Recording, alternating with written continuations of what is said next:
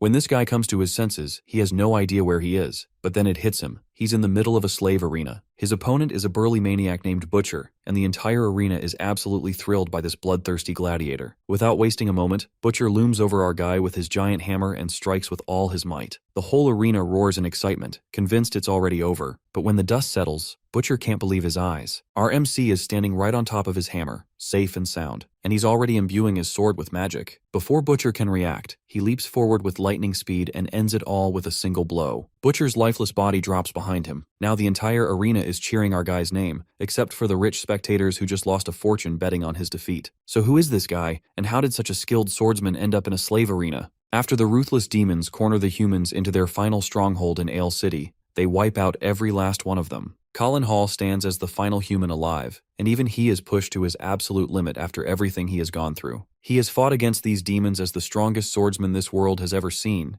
yet even that strength is no longer enough to turn the tide. The demon standing right in front of him mocks him for still trying to fight despite being the only one left alive. At the same time, it does acknowledge his efforts in its own twisted way, and decides to reward him by giving him the liberty to choose how he wants to die. As the exhausted human watches all his struggles fall apart, his mind drifts back to how this entire nightmare first began. It has been a year since the demons suddenly stepped onto this world without any warning at all. Since humans were weak compared to them, the demons had no trouble invading one city after another with ease, and made their way into the capital. The soldiers did everything they possibly could to resist, but these magicless commoners stood no chance against monsters who could freely use magic. Magic does exist in this world, but the real problem has always been that it is reserved only for the nobility. These nobles always believed themselves to be the heroes meant to save humanity, yet their poorly trained and weak magic could not even compete with the lower-ranked demons. Colin recalls the forbidden magic book he obtained, a book that allowed anyone to use magic regardless of status. However, he regrets getting his hands on it so late,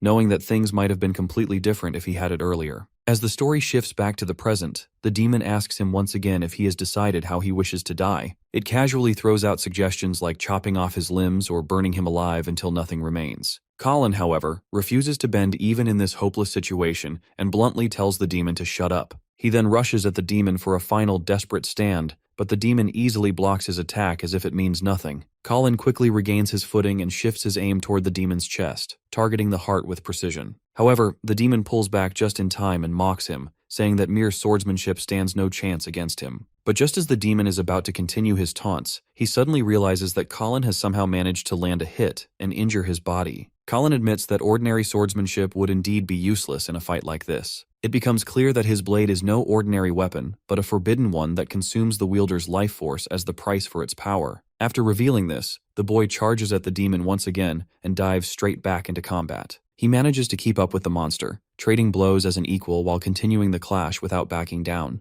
The fight drags on until he finally spots the opening he has been waiting for, and in a single swift motion, he cuts off the demon's hand. That moment instantly enrages the monster. Fueled by anger, the demon mocks the so-called forbidden blade and catches it bare-handed without hesitation. He tells the boy that things might have turned out differently if he had used that technique earlier as a surprise attack, then calls him unlucky for wasting his only chance while crushing the blade completely. Without giving him any room to recover, the demon follows up with a fire spell that blasts the swordsman away. Colin slams into the ground and grits his teeth in pain as he realizes that even this was not enough to bring the demon down. The demon quickly closes the distance again and grabs him by the collar, lifting him up with ease. He mocks the loser for only managing to take one arm while losing everything he had in return. At the edge of death, Colin apologizes to his comrades for failing to keep his promise. Just as the demon strikes him again and leaves his body drenched in blood, the dripping blood soaks into the forbidden book, and something within it finally activates. The MC finds himself alive once again, and he looks around in confusion while asking where he is. Just then he hears a strange voice and quickly turns toward it to check what it is. There he finds the forbidden magic book, now speaking directly to him. It tells the MC that his blood has awakened it, and as a favor, it will send him back through regression and give him a chance to redo everything. The MC tightens his fist the moment he hears about regression,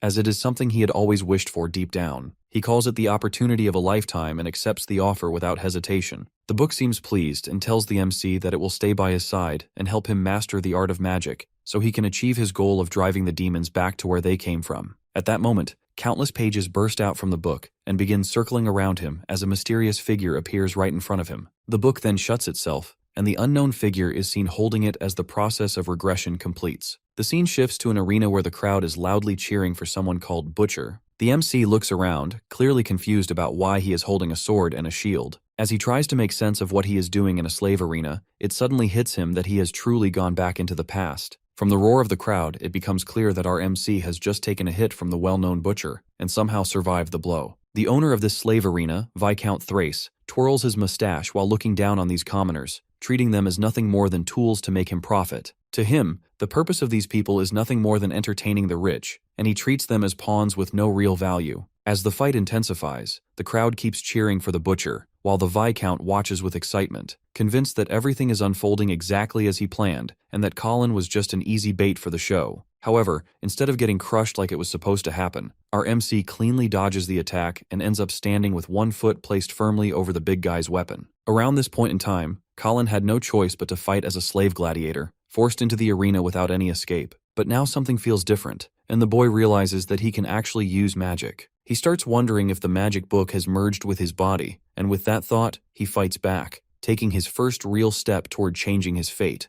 With just a few clean and simple moves, Colin rushes forward and slices through, severing the butcher's head from his massive body in a single decisive strike. He sets his mind on mastering the magic of the book, knowing that this time he wants to save humanity from being wiped out by the demons. As he glances toward the people who arranged this entire slave fight, he quickly understands that in his current position, even thinking about changing the future sounds like a joke. Realizing this, he decides to move step by step, and the first thing he needs to do is enter the Hall family just like in his previous life, and become Colin Hall once again. Our MC then recalls how in his past life, he was threatened and forced to deliberately lose this very fight. It turns out that the commoners had placed their bets on him, believing that he could defeat the nobles' champion known as the Butcher, but Viscount Thrace had planned to use Colin as a sacrificial piece just to entertain the nobles sitting above. Our MC, on the other hand, plans to use this moment as an opportunity to get noticed by the Lord of the Line territory, Marquis Darius Hall, and secure his way into the family much faster. With that in mind, he openly mocks the management for being useless, and boldly calls for them to send the next opponent at him. Meanwhile, Viscount Thrace is getting heavily scolded by the nobles after the Butcher's defeat, since he had convinced them to place large bets on the now-dead fighter. The Viscount struggles to keep his composure while trying to spin the situation as if everything is still going according to his plan, hoping to calm the furious nobles. On the other side, Marquis Darius shows clear interest in Colin and asks his butler, Cornell, to give his opinion on the final strike. Cornell admits that the slash was exceptionally powerful and, based on his experience, it clearly surpassed the level expected from an Imperial soldier. The Marquis appears intrigued, especially by the fact that the boy had the nerve to defy the Viscount's orders without hesitation. Back with the Viscount, he is still struggling to handle the angry nobles, and keeps trying to convince them that the boy will be torn apart in the next round. However, his weak excuses and forced confidence completely fall apart when Colin takes down the next opponent before the man can even properly step into the arena.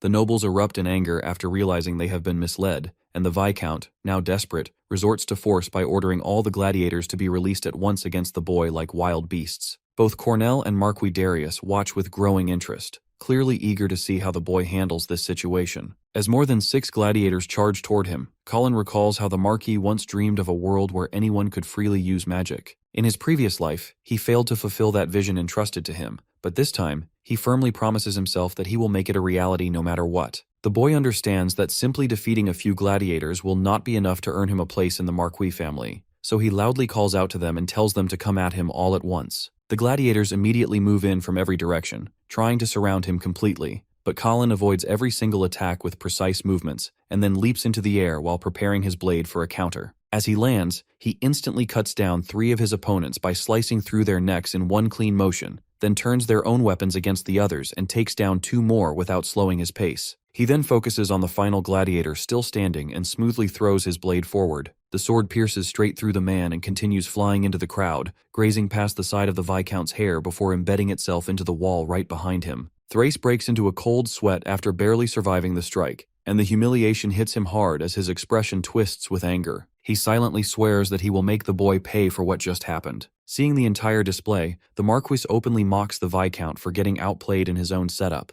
The rest of the nobles immediately take the Viscount's side and argue with Darius Hall, insisting that lowly slaves like this should never be allowed to act freely. Some of them even go as far as demanding Colin's execution, which makes the Marquis' expression turn serious. The atmosphere grows tense as he sharply scolds them for still looking down on the lower class. This reaction only angers the Viscount further, and he openly challenges the Marquis by calling his ideals misguided. He reminds him that magic was granted to humans by God 1,000 years ago, and that event established the hierarchy where nobles came to be known as God's chosen agents. He then raises his staff, directing his magic toward the Marquis, and questions whether he truly intends to go against that very order. Hearing this, Colin steps in and turns the heated debate into something far more intense. He calmly blinks and takes a seat among the nobles as if he belongs there, which immediately sends panic through the crowd. While everyone starts shouting and calling for the divine guards, Colin directly challenges Thrace and points his sword at him, asking him to prove whether he truly believes he is some kind of agent of God. The challenge is accepted, and both sides move into the arena. All the nobles remain confident that the Viscount will easily crush the so-called insect in front of him. They watch with satisfied smiles, while Darius appears noticeably more tense.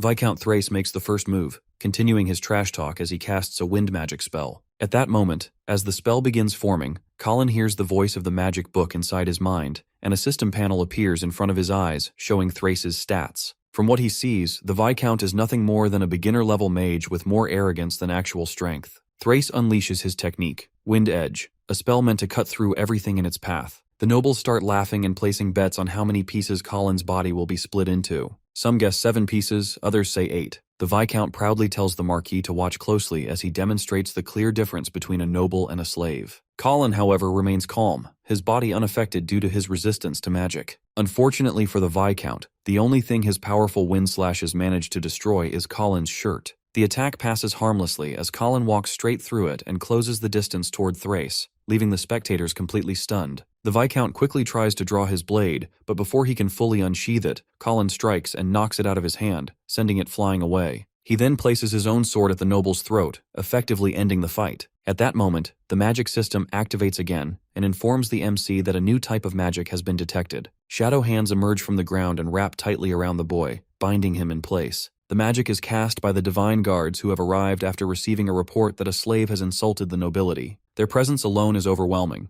and they immediately declare that they are here to detain the suspect. After seeing the divine guards, Colin realizes he is in serious trouble. These guards belong to the Magic Tower organization, a force known for enforcing bloodline supremacy and reinforcing strict noble dominance over the weak. The MC understands that these guards are elite nobles themselves, and their strength far surpasses that of ordinary royalty. He studies the binding magic quickly and realizes he could break through it with ease, but decides not to act immediately to avoid drawing attention. Instead, he pretends that he cannot escape the restraint. At that moment, he takes a bold gamble and loudly declares that he is the son of Marquis Darius Hall, ordering them to release the magic immediately. Hearing this, both the divine guards and the Viscount are visibly confused. People around begin whispering, saying they have never heard of the Marquis having another son. Colin, however, remains focused, hoping his gamble will work. He knows that divine guards do not normally lay a hand on true nobility, and he is betting everything on that rule. Thrace finds it unacceptable that someone would soil the name of nobility and use it so cheaply just to save his own life. As punishment, he is determined to deliver justice with his sword on the spot. Just then, a powerful voice echoes throughout the entire arena. It belongs to Lord Darius, whose mere presence makes everyone freeze where they stand.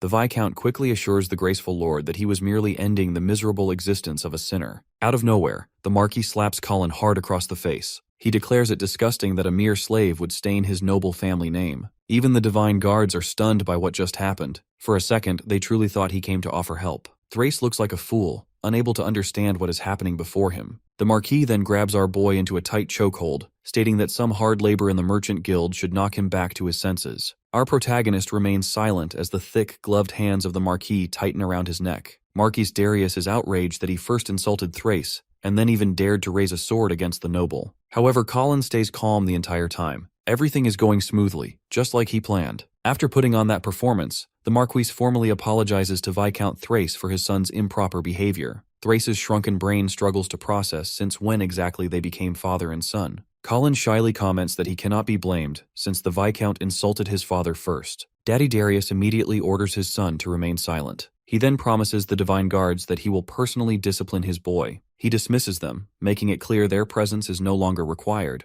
However, the Viscount has no intention of backing down. He refuses to let even a Marquis use such an obvious joke to steal away his #1 slave. With bloodshot eyes and clear murderous intent, he declares that Colin will be put down by his own hands right now. He even points his sword directly at the lord of the territory to prove he is absolutely serious. Our boy laughs when he sees the fool checkmate himself. Thrace has just raised his weapon against the Lord of Line territory himself. By that logic, he has openly defied the decision made by both the Lord and the entire Divine Guard. Colin lets the sack of bones know he just committed high treason in front of his whole audience. His sharp words catch Thrace's tongue, leaving the old man speechless in the center of the arena. Destroyed in front of his crowd, the noble trembles in fear. He denies the accusation, but the Divine Guard captain has made his decision. The captain concludes it was all just a big misunderstanding and orders Colin's restraints to be removed. He even offers a formal apology for causing a scene. Next, he turns to Thrace and informs him that he will personally submit a full report of everything that happened to the magic tower. Thrace falls to his knees in horror at what awaits him next. His fate will now be decided by the council. Our hero finally lets out a slow breath of relief. Meanwhile, the captain of the Divine Guard is no fool. He quietly tells his men that this Colin is a suspicious figure, and they must lead a thorough investigation on his background. One innocent subordinate asks why they would investigate Lord Darius's son. The captain replies firmly that it is impossible for no one to recognize the son of the Marquis of Lean Territory. Visibly irritated by the obviously fake claim, he is determined to prove that the boy is not the Marquis's son.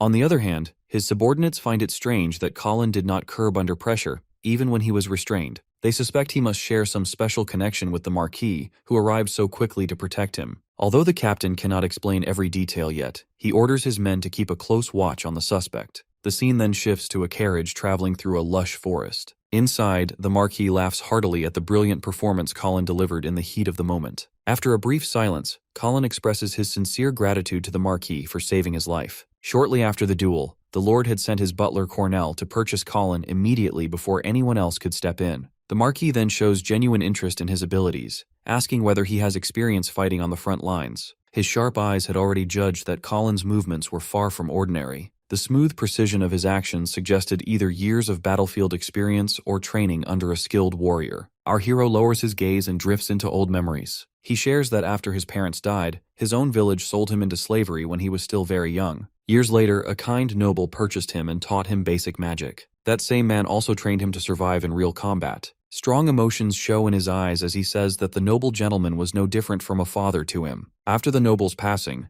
the man had entrusted him with the dream he was never able to achieve himself. Colin's eyes glow with determination as he declares that he will do whatever it takes to fulfill that dream. He is willing to give his life for it. His unwavering resolve completely catches Lord Darius off guard, as he did not expect such a powerful and sincere answer. What interests the Marquis even more is the fact that Colin survived the Viscount's wind edge, using nothing but his basic knowledge of magic. His unbreakable spirit, forged through years of surviving as a gladiator, deeply impresses Darius. In that moment, he begins to see our hero as the one man in his ranks, worthy of being entrusted with his lifelong mission. The weight of that thought moves him so deeply that he falls silent for a while. He is eventually snapped out of it by Cornell, who informs him that they have arrived at their destination. Marquis Darius' mansion is a breathtaking sight. The massive architectural masterpiece stands proudly in the center of a garden that only the wealthiest nobles could own. As he steps out of the carriage, the Lord calmly informs Colin that he is now a free man. Although he no longer belongs to anyone, that freedom does not release him from responsibility. They live in a cruel world where only the strong thrive, and every man must earn his place. Turning around, Darius bluntly tells him that he will not continue to babysit him. From this point forward, it is up to Colin to prove whether he can survive the harsh life of discipline and hard work awaiting him. Our boy remains calm and steady, showing no fear toward whatever challenges lie ahead.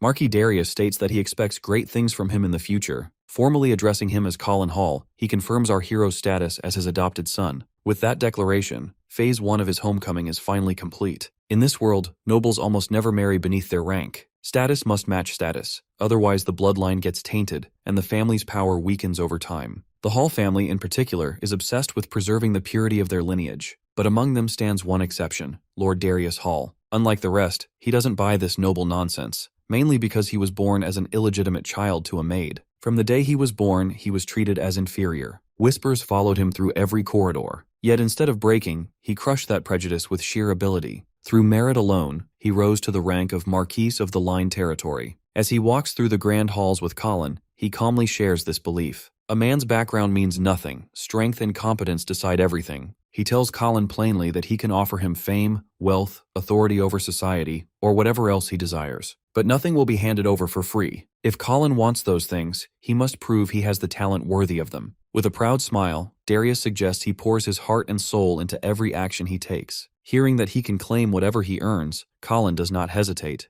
He boldly asks if he can obtain a noble title as well. The question shakes both the lord and his butler, who freeze for a moment. Even Darius Hall was not expecting ambition of that level. Then the Marquis bursts into hearty laughter. Instead of taking offense, he finds his directness amusing. With a warm grin, he challenges Colin he is free to try and take his title from him if he wants the title so badly. That answer perfectly matches Colin's understanding of the man. Darius values merit above all else. This belief in merit over blood is exactly what makes him different within the Hall family. It is also what makes him deeply hated. The Nepo baby heirs, who rely only on their status alone, cannot stand that he blocks them from power. Because of this, his greatest enemies are not outsiders, but members of his own household. Right on cue, his eldest son Freed Hall and his second wife Katrina Williams appear with big smiles, happily welcoming him home. The Lord remarks that he never sent word about his return, and laughs that it is impossible to keep secrets from his own family. His wife playfully jokes that news about him happens to spread when he passes through a city. She adds that a little birdie informed her about his small clash with Thrace over some slave boy. Lord Darius Hall coldly stares at her with contempt. In reply, she smiles mischievously, acting like an innocent lady who did nothing wrong. Darius silently surveys the servants attending her, snakes in disguise who report his every move behind his back. Colin stares down the woman as well, Daryu's closest yet also his greatest hidden enemy. In his past life, she was the reason he failed his lifelong mission. After dealing with her husband, he became a victim of her schemes as well. She was the sole heir to her parents' title and vast fortune. That is why she carries the authority and influence of a first wife, even though she is technically the Lord's second. Her ultimate objective is simple, to ensure that her son, Freed Hall, becomes the next head of House Hall. In his previous life, she manipulated him completely. This time, however, he has no intention of letting history repeat itself. With blazing confidence, he steps forward and states that it is a true honor to meet Lady Katrina Hall and Big Brother Freed. Then he loudly and proudly introduces himself as Colin Hall. He vows to devote every last ounce of his strength to making the influence of House Hall stronger. Hearing a commoner use the family name so boldly, Freed Hall is left utterly stunned. Just as he prepares to insult Colin in front of everyone, his mother raises her hand and silences him at once. The cunning lady decides to handle that job personally. She expresses disgust at the thought of a pleb staining her noble family name. Lady Katrina turns to Cornell, asking the butler whether this new servant requires strict re-education in manners and respect. Cornell wisely keeps silent, unwilling to anger either side. To everyone's surprise, our boy lifts the blade of his sword high. He states that the name suits him perfectly, since it was granted by the head of House Hall himself. He presses their buttons, asking whether they intend to oppose a decision made directly by the Lord. With a faintly mocking tone, he adds that they should remember his name well, because one day he will be the one who claims the title of Lord and leaves them far behind. Katrina's eyes narrow in disdain at the peasant daring to spout such empty nonsense. Meanwhile, her son Freed Hall rages so hard he looks like he's going to punch a hole through the wall. For Lord Darius Hall, however, Colin's defiant words are music to his ears. The servants standing at the back begin mumbling among themselves. To them, it is ridiculous for an adopted slave to even think he has a chance at becoming head of the house. To silence the rising whispers, Lady Katrina Hall coughs softly. Within seconds, every servant in the chamber falls into complete silence. She bites her lip in frustration, ordering Colin to know his place and keep his worthless mouth shut in her presence. After that, Her Highness commands her servants to restrain him at once. The butlers draw their concealed swords, and even the maids prepare for a beatdown with their brooms. Before things escalate too far, Lord Darius calls for a short time out. He explains that Colin is telling the truth, and if he can prove his worth, then he can claim the position of Lord. Freed is confused and asks what that would entail, but Lord Darius simply answers with an angry stare. Lady Katrina says she does not object to the Lord's decision, but she explains that the Darius house has many servants, and only the most trusted among them are granted a surname. It is absurd in her eyes to let an outsider like him carry that name. She adds that they cannot accept this so easily. Lady Katrina proposes that they test the boy so he can prove his worth, and if he fails, then according to family tradition he must leave the house. In response, our boy lets her know something like that will not stop him. The noble gets upset and asks if he is backing out at the thought of the challenge. But Colin explains that every servant should be allowed to take the same test, so each of them has a fair chance to earn the surname. While mocking Freed, he adds that this would be a better way to decide the next lord than relying on nepotism and handing the title to someone without skill. Hearing that, Freed feels humiliated for the first time. He slips into denial and wonders how the only son of the house could possibly compete with common servants for the crown. Suddenly, Katrina places a hand on her son's shoulder and reminds him that he is a noble who must remain calm. She tells him he should not fear a few nobodies because, unlike them, he can use magic. She advises him to simply observe for now, and he agrees without another word. Finally, Lord Darius accepts our boy's proposal, and the test will be held after 1 month. It will be open to all applicants in the house. Until that time, Colin will work as a low-ranking servant, and that is perfect for him because he can finally study the magic book in detail. Walking through the corridor, Cornell tells our boy that he truly has a way with his words. He explains that the Lord is always being watched closely by the other nobles because of his unique mindset. He asks our boy to confirm whether he really worked for a noble in the past, since the slave guild reportedly bought him from a remote frontline village. While drawing a knife and placing it against our boy's throat, Cornell asks if it is merely a coincidence that he arrived here just when the Lord is searching for his next successor. Our boy stays calm and questions if Cornell is trying to accuse him of something. He then drops the fact that the slave guild feels no shame when it comes to lies and deception. They blatantly teamed up with a Viscount over the profit from a single match. He asks him if he truly believes the guild let him off the hook so easily if he was working for someone. Still suspicious, the butler replies that the merchant described our boy as simply mediocre, but his movements clearly show skill at a much higher level. In the Empire, a ranking system exists for both magic and swordsmanship alike. Most people are only able to reach the intermediate level. Even among them, only a few rare individuals climb any higher. The nobles usually focus only on magic, so when it comes to swordsmanship, they remain inexperienced. However, elite groups like the Divine Guards demand high-level skill in both magic and swordsmanship. After hearing that explanation, Cornell wonders if the merchant gave him false information on purpose so he could quietly get rid of him. Colin responds that if he were truly a mole, then he would aim directly for the position of Lord instead. The butler asks what exactly he means by that statement. Our boy explains that the sole purpose of a mole is to infiltrate and exploit weaknesses, so if he were actually a spy, the position of butler would have been far more convenient. From that role, he could easily obtain the secrets of the Lord without much suspicion. After that, our boy offers him a simple deal. He says he will use his position as a servant to quietly search for enemy spies, and in return he wants Cornell to act as his partner and cooperate with him fully. The butler asks if he understands that by doing this, all the other nobles may turn against him. Colin replies that if the risk is high, then the reward will be just as great. If Lord Darius fails because of his actions, there will be no inheritance left anyway. Hearing that, Cornell is satisfied and slowly puts his knife away. The butler still wonders if this kid truly is ambitious to go so far just to claim a title. Admittedly, he is both strong and sharp-minded. In the end, Cornell feels the deal sounds almost too good to be true, so he suspects Colin is scheming something. Setting those doubts aside for now, he tells our boy to follow him to his new home, the servant quarters. At the quarters, Cornell shows the MC around and tells him to choose a place he likes. He explains that the madam has divided the servants into 3 categories.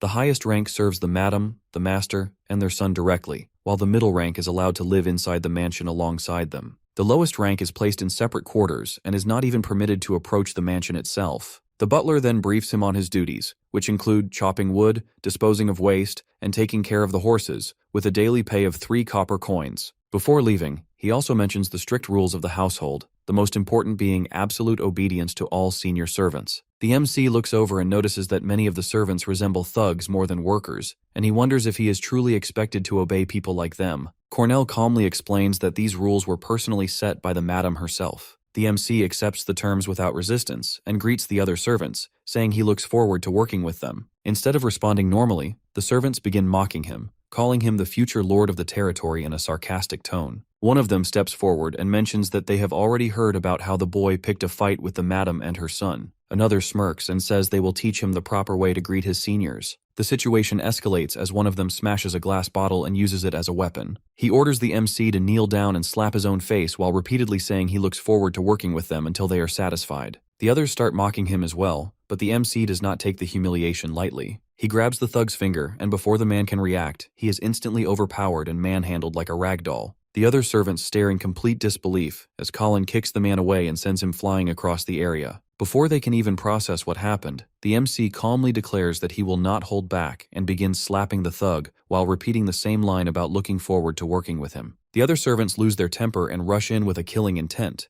but Colin reacts instantly. He flicks his sword and strikes them with the hilt right into the face, stopping their charge in an instant. One of them staggers back and realizes his comrade has lost a tooth, but before he can even react properly, Colin is already on the move again. He leaps forward and delivers a clean flying kick that sends another thug flying without resistance. The second thug slowly regains consciousness, only to find Colin already standing in front of him with his sword drawn. The MC calmly asks if he is satisfied now. The thug quickly agrees in order to save his life, but the moment Colin turns his back, he tries to attack again with the shattered bottle in his hand, screaming for him to die. In the next instant, the entire scene shifts in an instant. Colin stands still with his sword already in position, completely unfazed, while the thug drops to the ground having lost both his hands. As the man screams in pain and panic, Colin slowly sheaths his sword and turns back to ask if he is satisfied now. Night falls, and the MC estimates that by now he has likely earned Cornell's trust, although he still cannot predict how things will unfold later. With that in mind, he opens the magic book and begins trying to learn magic to strengthen himself. Colin recalls from his previous life that Countess Katrina had replaced all the servants of the Hall family after marrying Darius, placing her own people throughout the estate. As a result, her relationship with Darius had deteriorated further over time, even though it was already incompatible from the beginning. In order to protect himself and keep an eye on the situation, Darius assigns his loyal friend Cornell as his butler. Cornell is the only person with enough authority to not only remove the Countess if needed, but also take part in the selection process of the successor. The MC remembers that in his previous life, Cornell was ruthlessly murdered, and after that, Countess Katrina gained significant influence, allowing her to push her own son toward succession. He reflects that if the butler had survived, things might have turned out differently. Colin then realizes that his current beginner-level magic resistance will not be enough to protect him, so he needs to grow stronger. He starts focusing on learning both defensive and offensive magic. With that thought, he reaches out to the book, and its pages burst outward around him like a violent hurricane. He feels as if the contents of the book are being forced directly into his mind, and in an instant, he is overwhelmed by a pain that leaves him completely paralyzed, like thousands of ants biting through his body at once. The energy surging through him becomes unbearable, as if his blood, bones, and soul are being submerged in molten magma. A dark knight-like figure emerges from the book and calls out Colin's name. In the next moment, it appears behind him, whispering for him to destroy, fall, and submit. The MC struggles under the pressure and begins to wonder if this is truly the price of learning magic. He recalls a colleague from his previous life saying that one only needs to close their eyes and feel the flow of magic to learn it properly. He thinks to himself that it must be easy to be a noble, since they can learn magic as naturally as breathing, and he clearly recognizes the huge gap created by bloodlines. Even so, he forces himself to endure and places his hand on the book, declaring that he will succeed no matter what. But just before he can complete the thought, something suddenly catches his attention and throws him off guard, and the entire space echoes with an eerie sound. The next morning, the servants are already up and moving through their usual routine of washing and preparing for work, when the thugs notice the MC has just woken up. One of them immediately mocks him, pointing out how unusually relaxed he looks for someone who went to sleep after causing trouble with his seniors. The MC casually responds that he was certain he would have been stabbed in his sleep by now, but clearly even that didn't happen. Before they can react, he adds that it likely wouldn't have mattered even if they had tried anything. He stretches, yawning slightly, and remarks that the previous night's training left him exhausted. He decides he will eat first before thinking about work. He then adds almost offhandedly that the night of grinding had paid off and he has unlocked a special type of eternal magic. Before the situation can escalate further, the scene shifts outside the residence where a group of guards is moving through the area, forcing people to clear a path. The servants immediately bow their heads in fear as the entourage approaches, and one of the guards yells for everyone to make way for their one-eyed lieutenant. A servant standing in front is caught off guard while carrying a bucket of water. He fails to step aside in time, and a guard kicks him in the stomach, sending him and the bucket crashing aside. Water spills across the ground and splashes onto the lieutenant's shoes. The lieutenant stops and looks down at the stain. His aide instantly begins shouting at the servant for daring to dirty their leader's footwear. The lieutenant raises a hand, signaling him to stop, and then slowly walks up to the trembling servant. The servant apologizes repeatedly, insisting he wasn't paying attention and begging for mercy. The lieutenant smiles faintly and says it cannot be helped, which briefly makes it sound like he is forgiving him. But before the servant can even breathe in relief, the lieutenant's expression sharpens. He calmly states that eyes which cannot even watch their surroundings properly are unnecessary. In a swift motion, he tears out the servant's eye, leaving him screaming in pain as the lieutenant coldly mirrors his own one-eyed appearance. The other servants glance at the screaming man with a mix of fear and pity, but the aide quickly snaps at them, asking what they are looking at and ordering everyone to get on their knees. At that moment, the MC walks past them without slowing down,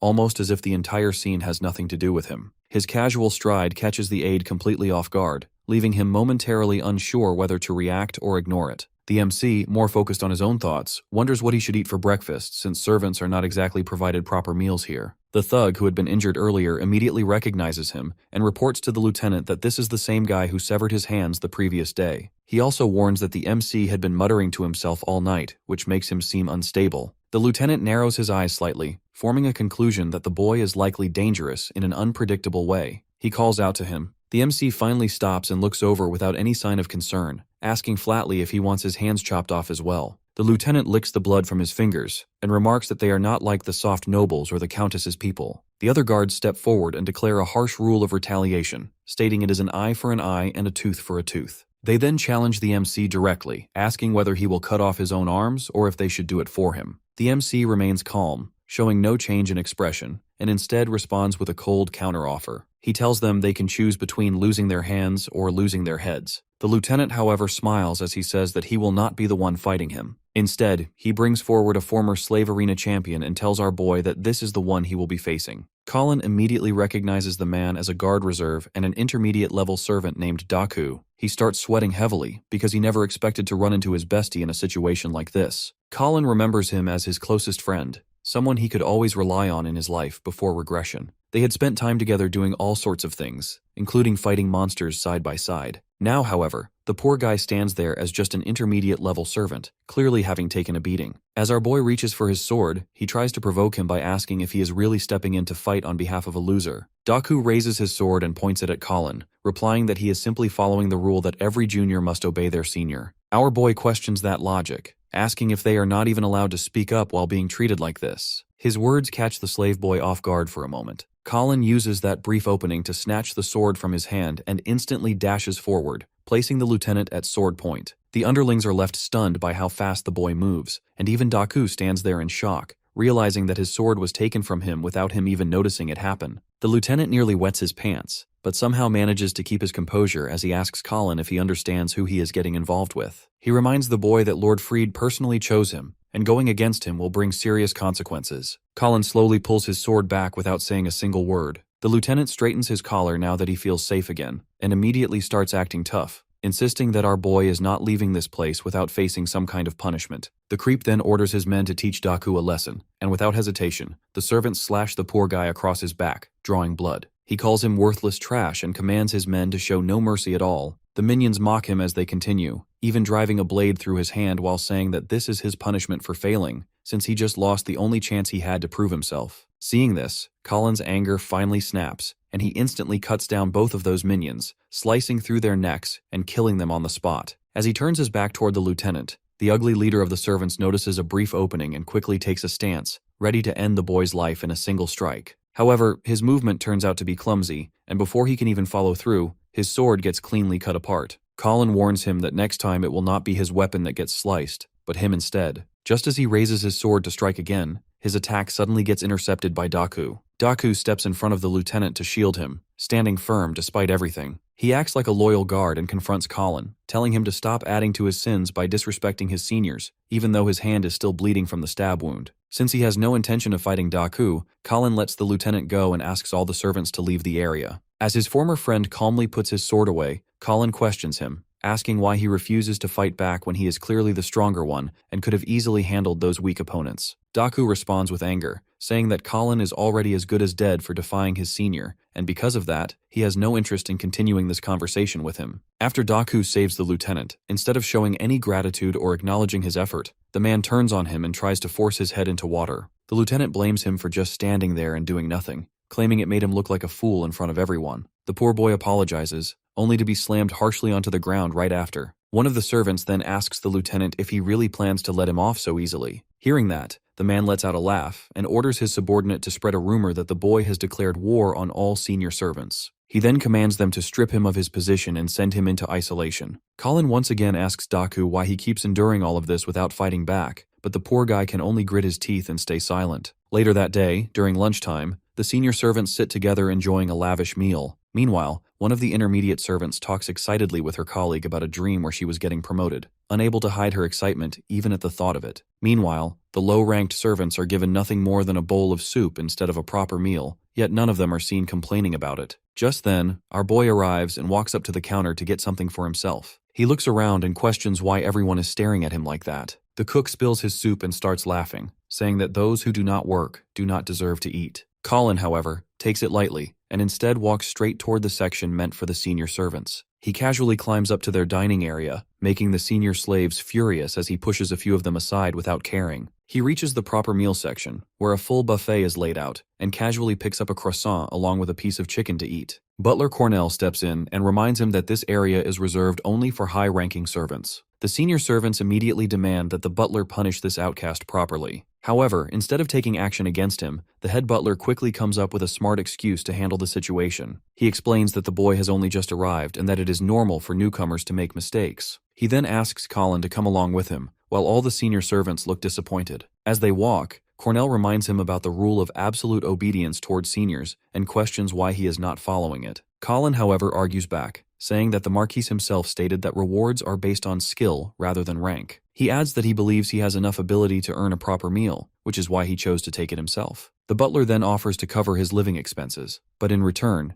he wants our boy to find a spy who is hiding somewhere within the estate. Just then, a signal is given to begin the hunt, and it appears that the Marquis is heading toward the hunting grounds. Apparently, there have been some unusual activities in the deep dark forest near the area, so the Lord plans to check it out while hunting along the way. As Colin finishes his last bite, a slight smirk appears on his face at the thought of that dark forest, already planning to head there himself. As the scene shifts, our boy has already reached the forest and is now hunting a red-eyed black deer. He fires multiple arrows at the target and successfully takes it down. After ending its life, he walks over to the corpse and begins searching for the monster core. As he holds the purplish core in his hand, he recalls how these are often treated as luxury items and are usually processed into necklaces and other ornaments. However, based on what he learned from the Forbidden Magic book, he realizes that he can use it to create potions that help recover mana and strengthen his body. From his understanding, the properties of a core change depending on the rank and type of the monster it comes from. Since the deer he just defeated was a low-rank creature, the core he obtained is of the lowest grade. The story then shifts back to earlier, when Colin was walking with Cornell. Our boy had requested permission to enter the hunting grounds. Normally, only royalty are allowed to go there, but due to the current abnormal situation, only divine guards or a few authorized personnel are permitted to enter the area. Colin insists on going anyway, and suggests that he could join along with the divine guards, which somehow ends up working in his favor. As he continues harvesting the core from the monster, Daku suddenly arrives, clearly angry, and scolds him for acting on his own. He reminds him that only nobles and at least middle-class servants are allowed to hunt here, and if he gets caught, he will face serious consequences. Colin acts like it does not bother him at all, and casually takes Daku's sword without asking. He drives the blade into the dead monster and claims that the prey now belongs to Daku, and since Daku is a middle-class servant, there should be no problem anymore. Daku immediately loses his temper at this ridiculous reasoning and regrets ever getting involved with a low-class servant who keeps making things more difficult for him. When he questions why Cornell allowed Colin to come along, our boy takes out the head butler's dagger and shows it to him, saying that he has been assigned a mission, and this dagger is the proof. He further explains that both of them are expected to assist with the investigation, and while doing so, they are also supposed to bring back some proper food. Daku kneels beside the monster's corpse and glances back at our boy, wondering how he ended up this unlucky to be paired with him. He lets out a sigh, and the moment he looks down again, he realizes that the meat is already gone. It turns out that the outcast has already started roasting the meat in no time and even calls Daku over to eat with him. Daku immediately panics and hurriedly asks what he thinks he is doing. Colin shows no sign of guilt, which earns him a scolding as Daku reminds him that the meat is supposed to be handed over to the Lord and their seniors. Our hero argues that there is more than enough meat and even urges him to sit down and eat together. At first, the poor servant tries to resist, but when Colin reminds him that he only gets to eat once every 3 days, and that he might not even get food later if he is punished, Daku finally gives in. Unable to resist the sight and smell of the cooked meat being held close to him, he quickly starts eating like a starving man. While he is eating, Colin asks him again why he is so obsessed with blindly following orders from his seniors when he is clearly stronger than them. The servant replies that strength has nothing to do with it, and goes on to repeat the belief that nobles were chosen to act as God's agents, and were granted divine power. He adds that if he continues to work hard and remain obedient, he might be reborn as a noble one day and receive that same divine blessing. He explains how he had put in serious effort just to rise to the position of a middle-class servant, all so he could become someone his sister, living far away, could be proud of. He tells Colin to stay out of his matters and stop interfering in his life. He continues by saying that they are already fortunate enough to be servants, and that they should simply follow the duties assigned to them without question. Colin then asks him if all of this is just because he wants the ability to use a bit of magic. Hearing that, the servant challenges him, telling him to try and learn even a single spell if he can. In response, Colin turns toward him and asks what he would do if he actually taught him how to use magic. That statement completely shocks the guy, and he quickly asks if our boy can really use magic. Before our protagonist answers, the two are startled by a sudden painful scream coming from a nearby area. They immediately realize the scream came from the knights surveying the deep dark forest. One of them is savagely bitten in the shoulder by a massive magic beast. Their leader orders his men to maintain their formation and keep a steady level head in the face of sudden danger. However, he learns firsthand that his words alone are not enough. Not when his men are getting mauled by the beasts left and right without mercy. One of the magic beasts pounces on him, forcing him to lock his sword and shield against its snapping fangs.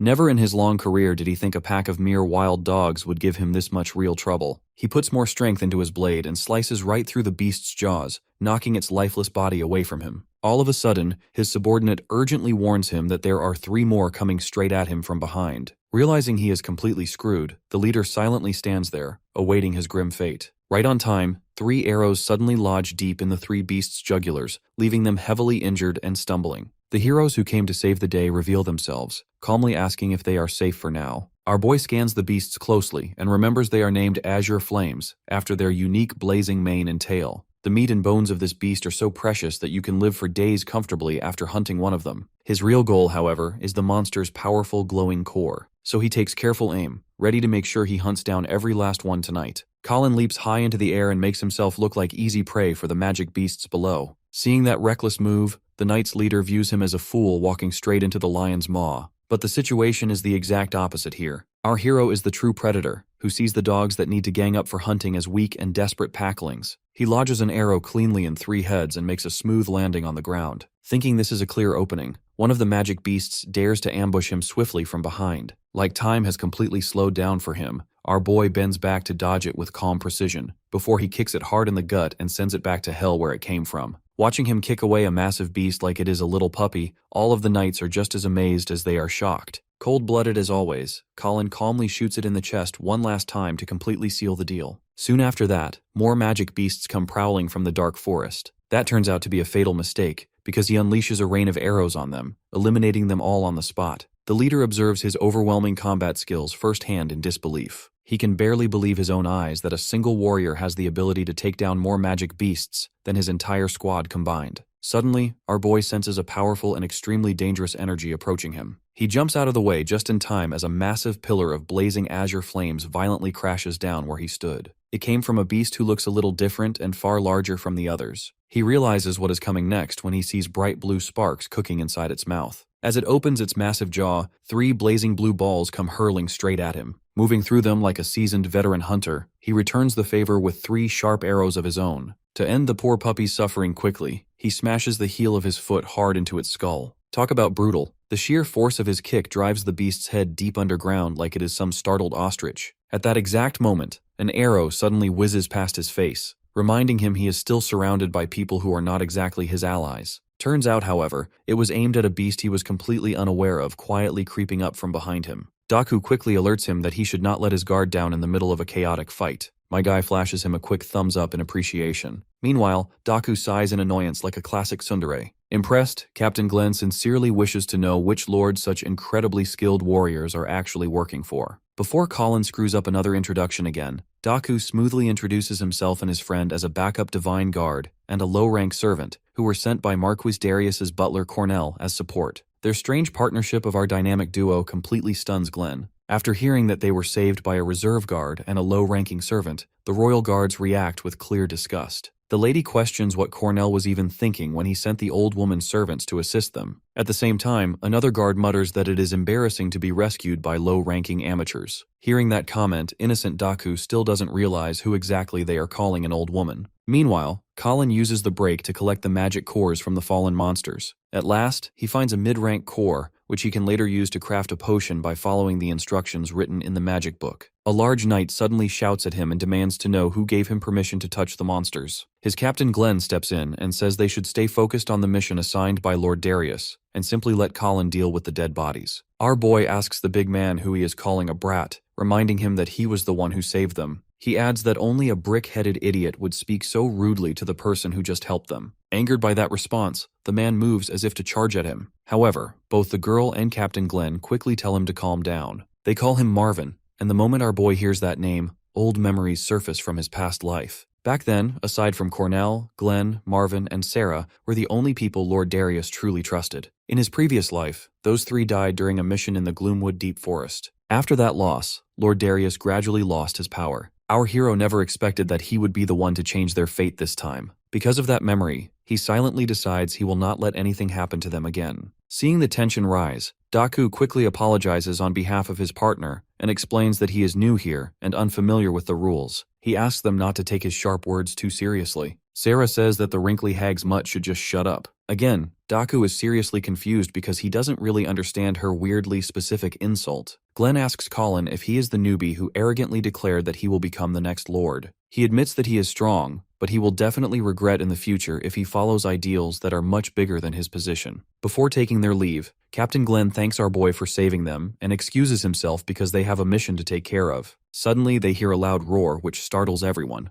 Out of nowhere, a pack of Azure flames along with the Mega Evolution version appear in front of them. Seeing that giant magic beast, all three freeze and Sarah shouts that it's an Azure King. The Azure King, with its giant size and bright blue burning flame, leaves them stunned. He lets out a mighty roar so loud that they all start trembling in fear. Then he uses his claws to unleash an attack, but they are all too slow to react, or even lift a finger. Captain Glenn's life flashes before his eyes, and he closes them, thinking his squad is going to die. When they open them again, they see something that they cannot believe. A low-ranking servant, who should have no combat skills at all, blocked the Azure King's attack. Captain Glenn asks him who he really is. Being the aura farmer he is, Colin replies that he is the hero who saved them for the second time in one day. As simple attacks have no effect on the Azure King, our boy steps in and uses his special move, Mountain Crusher, on the giant wolf. However, the attack is too shallow and fails to leave any real damage on the hard hide of the elite mob. Immediately after that, the wolf launches a counterattack. He tries to block it, but he cannot fully absorb the impact, so his sword breaks, and he is sent flying back. Following this hit, he understands that he cannot defeat this monster in his current condition. A normal sword like his does almost no damage to it. Seeing that, the three royal guards quickly move in to cover him, and Sarah asks our hero if he is okay. Captain Glenn tells everyone that the Azure King is a high-level monster that has already killed many elite soldiers before. The Azure King then orders its underlings to surround the party and attack them from all sides. At this point, Marvin panics about what they should do. These side mobs are already hard to deal with, and now the king is here as well. Our boy calmly says they should not focus on the smaller ones, because they have no real intelligence and only act like puppets for the king. They only need to deal with the king, and the side mobs will fall apart on their own. Captain Glenn finds it hard to believe what he has just heard. On the other hand, Daku says the monster has killed many elite guards, so there is a pretty poor chance they can defeat it. He asks his partner how he plans to win with a broken sword. Confident as usual, Colin simply replies that they should at least give it a try, making Daku think he's got a screw loose. Even so, Captain Glenn agrees with the plan and says they can only survive if they fight as a unit. Meanwhile, Sarah points out that it is not easy to reach the king while its underlings are protecting it. In response, our boy assures her that there's nothing to worry about. An opening will soon appear for them. At that moment, the Azure King suddenly lets out a roar, and the puppets rush in to attack. Colin calmly tells everyone to stay composed and let the enemies come closer. Marvin immediately yells at him to question who gave him the right to issue orders. Surprisingly, Captain Glenn steps in and says it is not the time to argue among themselves. He orders his men to follow their hero's lead. Before moving out, Colin tells Daku to trust in him. If he wants to become a big brother his sister can be proud of. Right then, Captain Glenn shouts that the enemy is already upon them. Even then, he repeats that they have to wait and let them close the distance. Only when the enemies are within arm's length does he finally give the signal to attack. First, he directs Captain Glenn to use his holy protection to blind them. Next, he tells Marvin to push them back using Heaven Shaker. Lastly, he instructs Sarah to carve a path using her phantom blade. Following his commands, everyone executes their roles, and a clear path is opened through the enemy line. While the captain fights, he contemplates how someone can be this familiar with so many different sword arts and weapon styles. Once the opening is created, our boy immediately orders Daku to follow him. Sarah motivates him in her own way, telling the little doggy to not mess this up.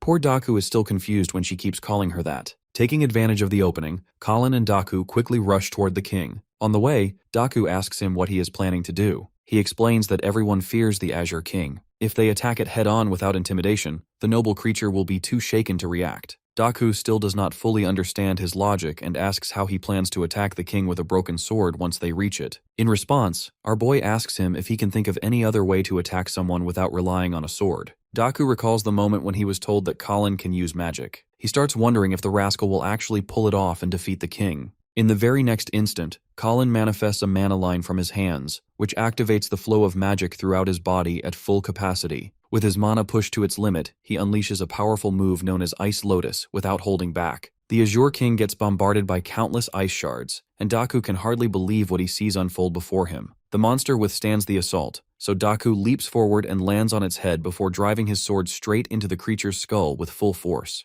Our hero reinforces the strike with his eternal magic, and in the next moment the monster collapses as a beam of light rises from where it once stood. As soon as it falls, all the smaller Azure wolves scatter into the forest in panic, while Daku struggles to process what just happened. He stares in disbelief as the battlefield grows silent after such an intense clash. The royal guards rush forward and ask if everyone is alright after the fight comes to an end. Captain Glenn observes that the Azure Flame Wolves have fled because their leader has been defeated. Meanwhile, Marvin questions how they even managed to take down something that massive in the first place without backup. Colin replies that the plan only succeeded because of their support, and he admits that no one can predict how the outcome would have turned out without their assistance. Sarah examines one of the ice shards closely and begins to feel suspicious about our hero's true abilities. Marvin comments that the boy reminds him of the captain during his younger days, which leaves Daku confused about who this former captain might be. Marvin explains that Marquis Darius Hall once led them, and Sarah adds that they all served under him in the Lionheart Brigade. She continues by explaining that after the brigade disbanded, the surviving members eventually became part of the Royal Guards. She then sarcastically remarks that the old lady's dog does not even know such basic information, which finally pushes Daku over the edge. He confronts her directly for calling him the old lady's dog, and declares that his name is Daku with full pride. He demands that she engrave his name into her memory and fires back by calling her an old hag without hesitation. That comment clearly strikes a nerve, and Sarah falls silent for a moment while Marvin awkwardly explains that she refers to the Countess as the old lady. Daku looks surprised at that revelation, but before he can process it further, Sarah suddenly appears right in front of him and demands to know why he thinks she looks old. She argues that she still stands in her prime youthful beauty no matter what anyone claims, but Daku refuses to back down and insists that she has already passed her prime. He calls her out for denying reality, and she immediately locks him into a chokehold without mercy. Our hero briefly recalls a moment from his past life when Daku and the others would joke around in the same chaotic way, but the memory fades quickly as the sound of approaching horse hooves interrupts his thoughts. The young Master Freed arrives at the scene, and everyone reacts with surprise as they notice his presence. All of them immediately bow in respect as he states that he rushed over from the camp the moment he heard the disturbance nearby. He looks around at the fallen Azure Flame Wolves and asks what exactly took place here. Captain Glenn explains that they had ventured deeper into the Gloomwood Forest for an investigation when the pack suddenly attacked them without warning. He adds that they would not have survived the encounter if it were not for Colin and Daku stepping in at the right moment. Freed turns his attention toward our hero, who remains completely focused on collecting monster cores as if nothing else matters. He wonders why someone like him is even present at the scene in the first place. Captain Glenn speaks up and mentions that the two of them show remarkable potential, then requests permission to bring them back to the camp and report their achievements to the head of the house. Freed immediately recalls that Colin has already challenged him in the race for succession, and he understands that news of this victory will place him at a serious disadvantage. As that thought settles in, he glances toward Daku and quietly begins to form an idea of his own. He walks up to Daku and says that he had been wondering why he had not seen him around lately, which makes the tension rise instantly. He questions why Daku has been spending time with someone like Colin, and implies that it makes no sense at all. He continues by stating that a low-ranking servant entering the hunting grounds counts as a serious violation, and asks if Daku wanted to taste spoils that were clearly forbidden to him. Daku stays silent as Freed calls him a worthless man, and adds that his sister Erica would feel disappointed if she learned that he had already forgotten the lessons taught to him before. Colin steps in and says that he still stands above a pampered brat who cannot function without his mother's support. Then he greets Freed with sarcasm and calls him a failure. Sarah lets out a quiet laugh, while Captain Glenn tells her to stay in line and not escalate the situation further. Freed grows angry at the insult, but Colin continues and explains that people do not bow because Freed is impressive. They do it because his mother is the Countess. The entire crowd falls into shock as Colin adds that it must feel great to command others just because of powerful parents backing him. Freed attempts to intimidate him and claims that he can have him killed without effort. Colin agrees in a calm tone, but says that the only way Freed can do that is by running to his mother and asking her to deal with a servant who annoys him. Freed loses control and orders his men to restrain him at once, and chains appear as assassins bind Colin according to the young lord's command. One of the assassins places a blade against Colin's throat, and everyone watches as the situation turns dangerously tense. The royal guards recognize the assassins as the Blades of the Empire, a group of elite infiltrators used by the Williams family. Sarah remarks that even nobles fear them because of their ruthless methods and unmatched skill, and she questions why the Countess trusts them with her son's protection. Before things spiral further, Captain Glenn steps forward and asks Freed to let the matter go since the two servants came to assist in the investigation under the Lord's direct orders. Freed clenches his teeth and asks if Glenn intends to oppose him as well, but Colin interrupts and tells the captain not to worry about him. He asks him to report the investigation results to the head of the family instead. Sarah quickly understands that Colin allows them to escape because they cannot afford to take sides, so stepping away remains the only option. Glenn hesitates, then gives in and withdraws with the others despite his frustration. Freed looks back at Colin and asks if he now understands how helpless he truly is when his life rests in the young lord's hands. Colin tells him to kill him if that is his intention, but Freed says that he has a better idea and slowly draws his sword. He calls out to Daku and says that every action carries consequences before he throws the weapon in front of him. He tells Daku that he can redeem himself if he picks up the sword and kills the servant, which leaves Daku completely speechless. Freed then promises that he will let Daku walk free if he follows through with the command. The story then shifts back to Colin's life before regression. Right 1 month after the demons had dropped down to Earth, he is being beaten up by mutant monsters that look like a mix of goblins and ogres. The monster lord has already captured him and mocks him for being a pathetic savior. The demon lord offers him a sword and tells him he will trade the humans he has captured if Colin kills his friend Daku, who is also captured along with him. Daku already looks at his limit and can barely hold himself together. The demon lord sits there enjoying the scene, satisfied that he has forced humanity's so-called hero to kill his own friend with his own hands. With no choice left, Colin plays along and picks up the sword. He walks toward Daku, who then begins to speak and confesses his story. He says that the day his father died was also his sister Erika's birthday. Soon after that, their mother died from an unknown illness, and both of them, now orphaned, were captured and turned into slaves. He continues that Marquis Darius eventually found them and bought them, but their luck did not fully save them as he was still forced to be separated from his sister, who was sent to the Williams family estate under the order of Darius's second wife. Daku then explains that since the demon race has not yet reached that estate, he asks Colin as his final wish to take care of his sister, as he believes she will be safe there. He tells him that she was always picky with her food, and finally he requests Colin to tell his sister that her brother was a mighty knight, so she would be happy knowing he fought for her until the very end. Colin apologizes to his friend as he hears his final wish. The story then shifts back to the present, where both friends are now standing in opposite roles. This time Colin is the one tied in chains while Daku is the one being forced to end his life. When Freed notices that Daku is hesitating, he questions him, asking why he is still not following his orders properly. Daku then takes a stance for Colin and argues with the Lord's son that they are not supposed to kill someone who has just saved them from the brink of death. Freed tries to play dirty by bringing up Erika again, saying how she would feel when she learns that her brother abandoned her for the sake of some random stranger. He continues provoking him by adding more claims about his sister. Freed mentions that he recently heard from the Williams family butler that she has been cutting down on her meals just to buy a sword as a gift for her brother, and because of that she even collapsed from hunger a week ago. This statement immediately frightens Daku and he quickly falls to his knees, begging the young lord to save his sister. Freed, having successfully manipulated him, tells him to go and kill Colin in exchange for making that happen. Colin then starts laughing like a maniac upon hearing this. When Freed asks why he is laughing, Colin mocks him for being a coward, even lower than a dog, and provokes him by saying he could never kill him. Instead, he proposes that the Lord allow him and Daku to fight to the death, saying it would make things more entertaining. Freed becomes slightly anxious as he cannot understand what Colin is planning. He wonders if Colin is afraid of the Empire's blades, and decides to see what happens by accepting the proposal and letting him go. Colin then warms up as he stands in front of his best friend, ready to fight. Seeing his sword pointed at him, Daku wonders if Colin is serious and hesitates for a moment. But Freed once again brings up his sister to force him into action. At this point, Colin has already started his attack and moves in toward Daku with full force. Daku is caught off guard and gets slammed backward. The MC quickly recovers and comes in for another attack, but this time his strike is finally intercepted by Daku, who repeatedly questions the guy about why he is doing all of this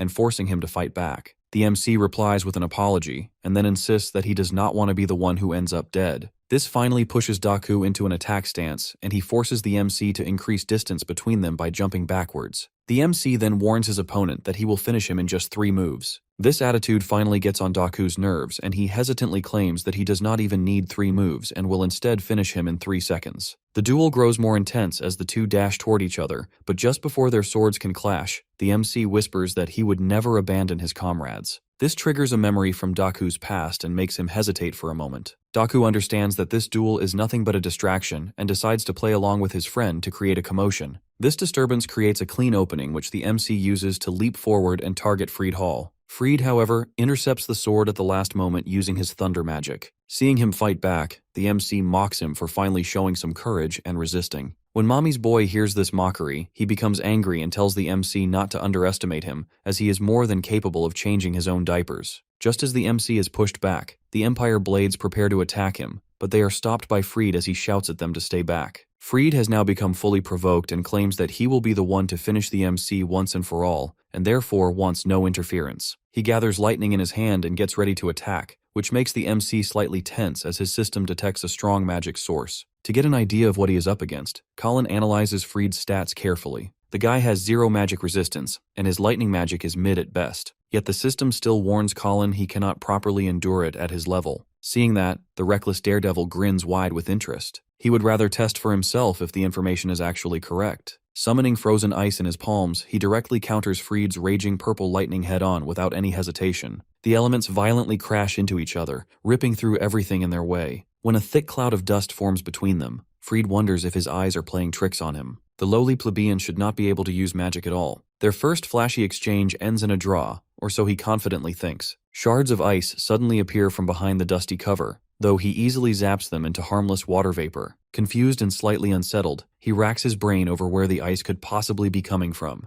At that moment, our boy mocks him, casually asking where all that gusto about his amazing magic suddenly went. With a sharp glare that pierces right through Fried, he calls the Nepo baby what he hates most, a failure. Everyone's jaws slowly drop as they watch a lowborn survive the direct onslaught of a noble's magic. Daku questions if his own eyes fool him. Meanwhile, the young master sweats buckets. A mere plebeian cast ice magic strong enough to overpower his own attack. He deludes himself into thinking that it must be a cheap trick. Summoning his absolute strongest thunder spell, the noble loudly declares it is complete nonsense to believe a mere lowborn can wield real magic. Our hero quickly encases himself in a faintly blue aura to defend against the incoming powerful bolts. But he suddenly receives an untimely warning that his magic reserves have completely run out. His defensive spell immediately fails. Mana exhaustion hits him hard, and he barely stands upright while using his sword as a crutch. It slowly dawns on him that he is surrounded with absolutely nowhere left to escape, so he grits his teeth and bears the full brunt of Fried's raging purple thunder head-on. The noble does not hold back at all and attacks him with full intent to erase his irritating existence for good. As his skin scorches under the blistering heat, Colin bitterly regrets that he might pathetically lose to the red-headed witch a second time. He flat-out refuses to let this second chance at life twist into the same miserable fate, forcefully casting magic despite having absolutely no mana left. The magic book system flashes a grim warning that casting magic without mana will cause him to go berserk. Colin, however, does not care in the slightest. He would rather lose his sanity than die drowning in regrets. The color of his eyes slowly shifts. Mysterious blue and black flames suddenly engulf half of his body. Within seconds, half of his body starts to resemble the demons he slayed in his past life. Even the magic book is unable to judge what his true stats are, showing unknown in every category. Feeling the strange and overwhelming power surge violently through his body, he does not even know what to think. A burning headache suddenly makes it hard to focus or even breathe. Pushing through the pain, the observant warrior notices Fried does not have much stamina left either. He clears all of the noble's lightning with a single clean magic-imbued slash. Fried looks on in pure horror, never having seen magic this terrifying in his life. He freezes as our boy suddenly jumps high into the open air. When he crushes his sword down into the ground, massive jagged shards of ice violently erupt from below, aimed directly at Fried's position. The noble remains confident his intermediate-level thunder magic is more than enough to zap away the incoming ice. However, he figures out far too late it was all just a calculated distraction for his opponent to slip silently behind him. Like a seasoned assassin, Colin approaches from behind while Fried is still busy blocking his barrage of sharp ice shards. Fried's pupils shrink in fear, and his life flashes before his eyes. In a desperate last-ditch effort, he barely dodges death by sacrificing his favorite horse as a meat shield. He unsteadily lands on his feet that have never touched grass. Meanwhile, our hero continues to radiate the powerful blue mana that is seemingly infinite. Noticing that his breathing is heavily labored, the noble recognizes his enemy is right on the brink of total collapse from exhaustion. He casts Chidori Blade, gathering crackling lightning magic in the palm of his hand.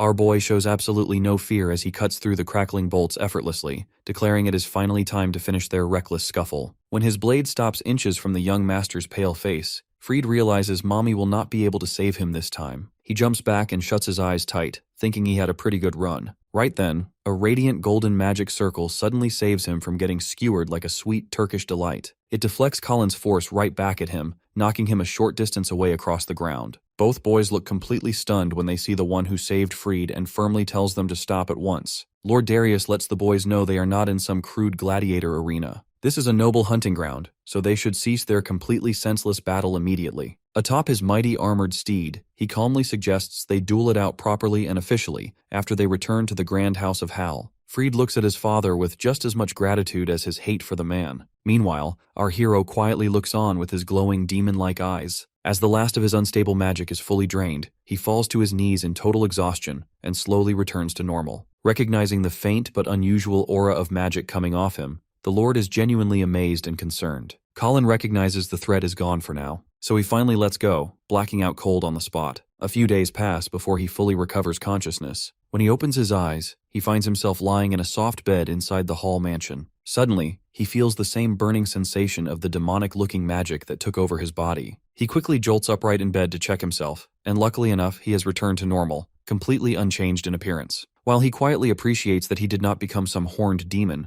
a familiar gentle voice nearby says it is glad to see he is finally awake. My guy turns right and sees a zombie-looking Daku. Bro looks like he was the one in a coma for 5 whole days. The poor guy quickly brings him up to speed, saying that he blacked out and made everyone seriously worry. Sarah apparently slapped him repeatedly to bring him back, and Captain Glenn had to physically carry him all the way to the mansion. Sarah worried so much that she held the doctors at blade point, saying they would share the same coffin as him if they failed to save his life. He has a hard time believing any of that, but there is no denying he feels better than ever right now. To get some fresh air, he invites Daku to accompany him for breakfast on the way to thank Sarah properly. Having said that, he cannot forget Daku sticking to the sacred bro code for him. He thanks his friend with a cheeky little grin. Daku pretends like it was nothing, but he's pleasantly surprised that Colin has the words thank you in his vocabulary. Later in town, all of the other servants start shaking when they see our hero pass through. He gives them a suspicious look, wondering if he somehow has something weird on his face. He overhears a few maids whispering rumors about his intense fight with Fried. Silently getting close to the ladies and jumping scaring them, he politely urges them to share exactly what they have been hearing about him. Terrified, the ladies immediately make a run for it without hesitation. Daku is confused why the women are acting like they just saw a ghost. Taking a closer look at his friend's pale complexion, Sherlock concludes they must be terrified of his lifeless zombie look. Daku gets annoyed, because he is the reason he stayed awake 4 nights straight. Not a big fan of Daku's sudden attitude, he loudly yells that he never asked him to become his personal nurse. Just then, Lieutenant Hairloss rolls up with his crew and openly mocks the potential future Lord of House Hall. Irritated by his untimely interruption, the boys shout in sync at the idiot that this is not the time. They somehow force him to apologize for absolutely no reason. After loading for a solid second of confusion, the lieutenant furiously declares that he came here today to take revenge for the humiliation he suffered a few days ago. Irritated by the old man's endless yapping, our boy walks right up to him as the man makes lame excuses for why he lost last time. This lieutenant unironically believes things will be completely different now, and that he will finally teach this disrespectful kid a lesson he will never forget. The man snaps his fingers and loudly shouts the name of his squad. A few awkward seconds pass while he stands there, fully expecting our boy to get flattened on the spot. When he notices his men just standing around like confused ducklings, the lieutenant frowns and asks if they suddenly went deaf. To him, that snap is an obvious signal for them to attack the target. His troops hesitate before reminding Big Boss Hairloss that their target is a monster who fought neck and neck with Master Fried. Daku lets out a short laugh, not surprised at their reaction after seeing Colin fight up close. The lieutenant's forehead twitches as a vein pops from pure embarrassment. Since his men clearly lack courage, he decides to step in personally and salvage what little dignity he has left. That is when his eyes land on his favorite pawn standing in a very convenient position. He immediately grabs the guy by the collar and yanks him forward, calling him a traitorous dog who betrayed his master. Declaring it a serious offense, the lieutenant takes it upon himself to deliver judgment. The ugly bastard even looks excited at the thought of beating his defenseless subordinate. But Daku calmly does something he never expected and blocks the weak punch with one hand. The lieutenant's arm trembles, completely stuck in Daku's firm grip.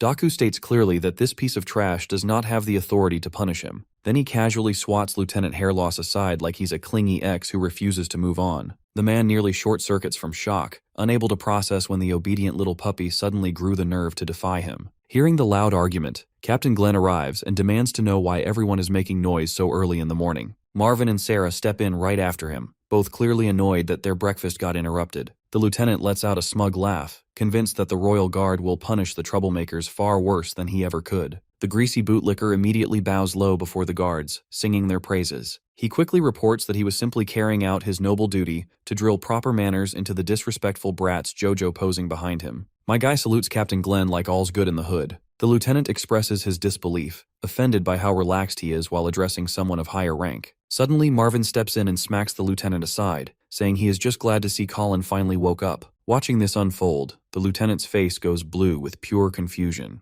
Right now, he is witnessing the most elite guards in the territory casually joking around with the so-called insolent brat like they are best buds. For a brief moment, he convinces himself this is just a fever dream. With no options left, he argues that it is unacceptable for elite guards to socialize with a low-ranking servant. Sarah throws an arm over his stiff shoulder and bluntly tells him laws set by old hag Katrina don't mean jack to her. She also adds that the sound of his whiny voice seriously annoys her, so he should keep his mouth shut unless he wants to start wearing a second eye patch. With that gentle warning delivered, our hero joins the royal guards for breakfast. He turns around with a mischievous smirk and politely apologizes to the boss for embarrassing him yet again. The scene then shifts to them in a nearby bar where they celebrate his recovery. Colin admits he originally wanted to thank them for saving him once before, and now he apparently owes them another favor on top of that. Sarah shrugs and says she was happy to help because she cannot stand Potato Head anyway. Captain Glenn also reminds him that he did them a huge service back in the forest. Curious, Daku asks Sarah if she has known the lieutenant for a long time.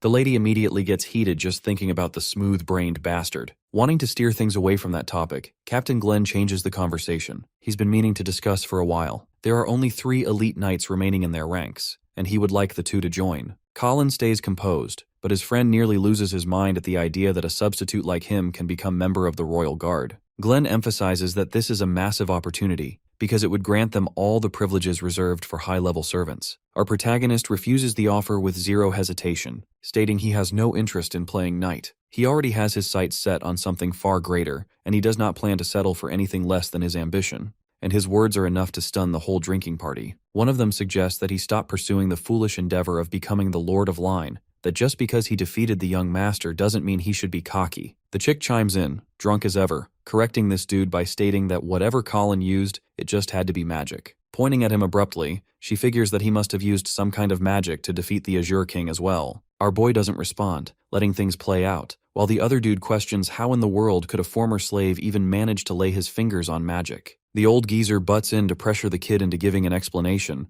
Colin reflects that he always knew these guys would soon catch up to his secrets. While they're eyeing him down right now, he's just happy for already having prepared a cover story like he's some kind of serial gaslighter on the block. All eyes are set on him. The woman is moments away from accusing him of something, while Colin is afraid of their reaction. And the epic resolution? The girl's best guess is that this guy is some kind of former noble, scaring him for no reason. Bro is still baffled while she's chiming up to him, applauding her own ability to uncover his secret identity. She's so drunk she even assumes his backstory being some kind of illegitimate child who ended up becoming enslaved, and that his mission is to reclaim the mansion he lost, regaining his power. It's quite the reach, even for her, making Bro's friend wonder how the hell this crazy bitch got that. As for our boy, he just laughs. All he has to do is simply agree with her, which he does, to help him create a new story. They all think he's stating the truth, while Colin even begins to whine, expressing how he's just a former noble who lost his way and ended in slavery. His passionate speech invokes so much emotion that Bro's doubters are suddenly pitying him,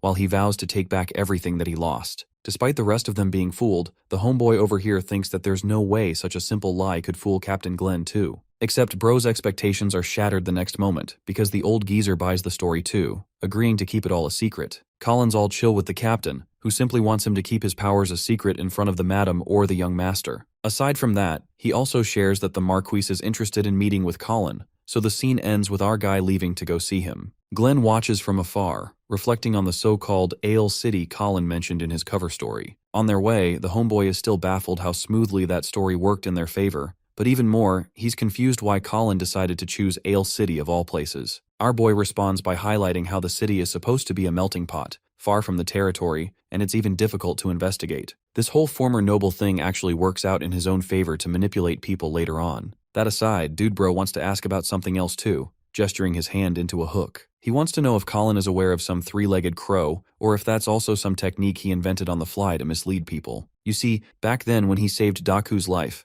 Colin slashed the fat monster's head clean off, emphasizing that he should go and share that message to his sister by himself. After saying so, he continued to annihilate the rest of the monsters, but before his blade could reach the boss, the sword stopped under the influence of this heavy, vaporizing magic. Colin froze in shock, while the monster taunted him for even entertaining the idea of defeating him. Then came Daku himself to the rescue, who found the perfect opening to lunge forth, blindsiding the monster before he could even retaliate. In the end, both of them managed to slaughter the beast with a decisive double attack, and then they ripped him into pieces to serve on a sushi plate. Daku had some serious beef with our boy right afterwards too, calling him a piece of shit for treating his will like it was cringe or something. Anyway, they couldn't argue for long because these two guys were quickly jumped by more fat ugly orc demons or whatever the hell these things are. Daku cut one down, roaring his complaints against Colin for pulling a ridiculous stunt that could have killed the hostage he was trying to save in question. Our boy told him that cutting the hostage down wouldn't have helped him either, since the monsters wouldn't just let him go. Daku then shared his complaint about why Colin couldn't just send him a signal or something before his grand act, but our boy mocked him for suggesting that exposing his strategy is a good idea. Their playful taunting continued.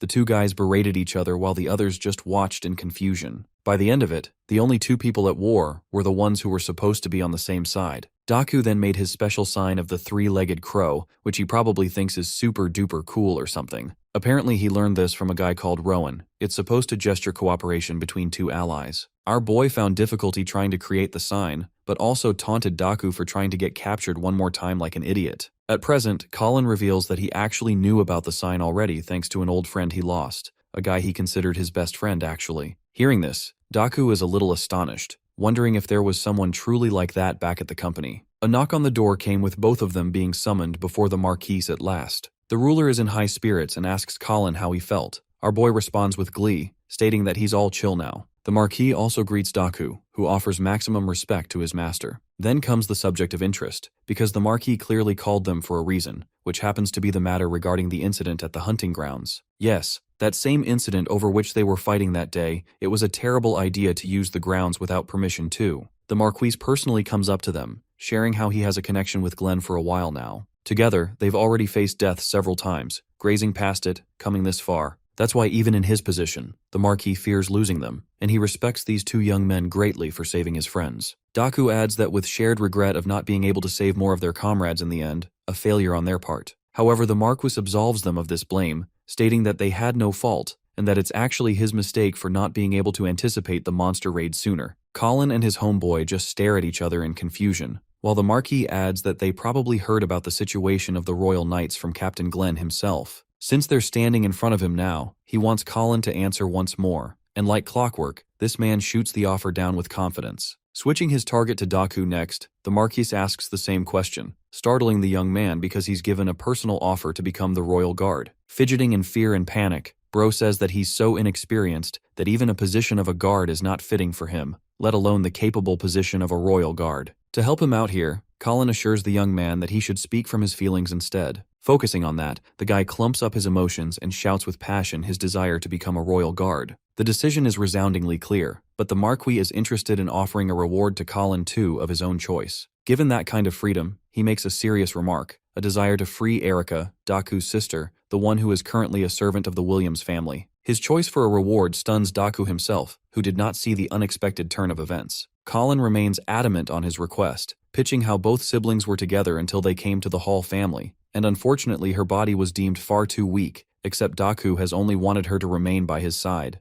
The Marquis asks once more if that is truly his desire. Colin relents that he shares a brotherly bond with homeboy over here, and that he is without a doubt his best friend. That's why he just doesn't want to leave him when he's clearly in trouble. The guy's face is flat. He never even expected such high praise, while our boy insists that Daku's sister be reunited with him. That kind of bond, the brotherly bond between comrades, reminds the Marquis of his own allies. Unfortunately, since this matter concerns the Williams family, it's not going to be easy or quick, and at once, the Marquis asks that Daku step out of the room for now. The guy is ready to leave, but he's left pondering about Colin's existence once more. Now that our boy is left alone with the main man himself, the Marquis brings up another topic, reminding him of the day the boy challenged Thrace in a fight. Back then, the Marquis quickly realized that he was not an ordinary slave, and it stunned him all the more that Colin survived a magical strike, before going on to win the fight harmless. What surprised him the most of all was how he managed to show a power that he displayed several times before. Also, the Marquis seems to know about the cover-up story he made against Captain Glenn too, speaking of his intentions to reclaim nobility. Interestingly, Colin mutters the Marquis by name, before showing off a hint of his magical powers,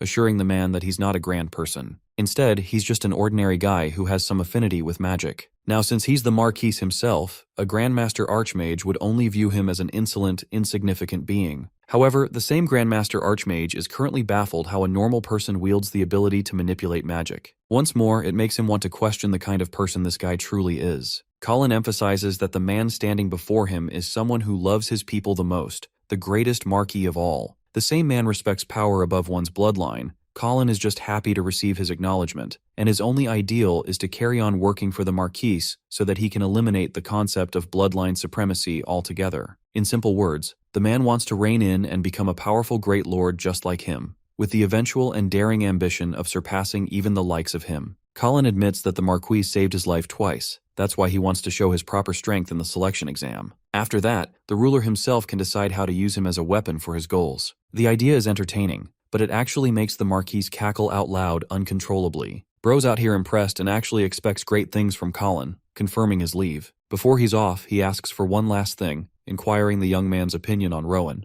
Colin feigns ignorance, as if he doesn't know the name at all, so the Marquis simply tells him to leave without explaining further. Watching him go, Darius Hall is confused why he thought of something like that. He summons his butler Cornell, who was casually aura farming hiding in the shadows. The same steward is curious if the boy is ordinary or a genius. From the way he judged Colin, it seems that he doesn't know about Rowan, which also means that the kid is not from Ale City like he told them. It's a lie, so the butler is not very trusting of him and believes it could be some kind of scheme, because they've had such an incident in the past. And well, it seems like the Marcus's own wife appears to have backstabbed him in the past. That aside, the butler hands him a note, sharing that he received information from Spirit Cat. Darius is intrigued and wonders the kind of information they got him. In the next scene, we have our boy back at home looking at the shiny stuff he's copped, consisting of materials, coins, and potions. It's all thanks to Colin trading his spoils of war for efficient supplies, and with the stuff he's copped this time, his own strength will skyrocket. At the same time, the name Rowan bothers him a lot, making him question who this guy even is. The only time he heard that name is when Daku said it back in his past life,